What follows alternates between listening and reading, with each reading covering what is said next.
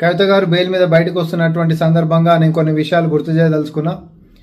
ఏడనో ఢిల్లీలో మద్యం కుంభకోణం విచారణలో భాగంగా మరి తెలంగాణ నుంచి కవిత గారి అరెస్ట్ జరిగిందే తప్ప బీజేపీ బీఆర్ఎస్ చేస్తున్నటువంటి అవినీతి అక్రమాలపైన చర్యలు ఇప్పటివరకు తీసుకోలేదు, తీసుకోబోదు.